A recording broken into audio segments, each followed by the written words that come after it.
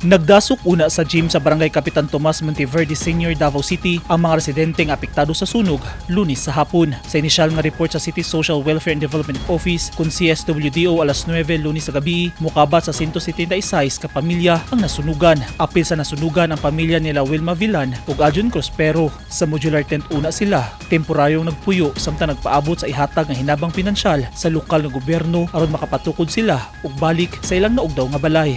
Wala gyud. Kay tapan man namo ang balay nga nasunog. Nya seconds lang. Nya di wala di gyud may magdahom nga inadto.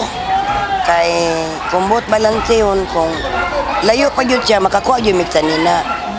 All documents na mo sunog. Ni kalit ra gyud siya ulbo. Nya mao to dako na kayong kayo dagan din mi. Kay wala namang mi makuan kay di naman kaya gud. Matrap mi sulod ba. Nya hangin pugayo mo tong dali kay ni kuan ang kayo. Sumala nila paspas kayo ang paglamoy sa kalayo sa ilang mga balay. Diyan na nabaybawan na mo pagsagit na sunog ulbo na kayo. Nya gilamoy na tanan ang among taas, wala na. Nya dili na pud ko pag naog na ko instead nga mobalik ko og saka tungod mami sa poste nya ni piti-piti na natagak man ang poste live wire biya to connection sa pikas yun nga poste. Kanid so delikado.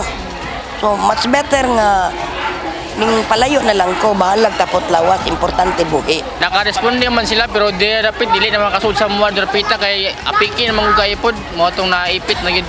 Matud sa mga nasunugan, antuson sa una nila ang ilang sitwasyon sa evacuation center bisan og lisod kay wala sila laing kapuy-an. Ikaduhang higayon na nga nasunugan ang lugar una niadtong tuig 2016. Sumala sa Davao City Fire District, miabot sa ikatulong alarma ang sunog. Wala pa masuta sa Bureau of Fire Protection ang posibleng sinugdanan sa kalayo kay padayon pa ang ilang investigasyon. Nagpahigayon pasab og assessment of validation ang CSWDO sa mga residenteng apektado sa sunog kung pilatanan kabalay ang naugdaw ug aron masayran ang kinatibuk ang danyos. Sa datos sa Davao City Fire District, 11 ka mga sunog ang sunod-sunod nga natala sa Davao City kagahapong adlaw, Lunes, Marso 16 ning tuiga lang. Gikan niadtong Enero hangtod Marso 16, mukabat na sa 201 ka mga sunog ang nahitabo sa Davao City. 78 ka sunog niadtong Enero, 57 niadtong Pebrero ug 66 sa Marso.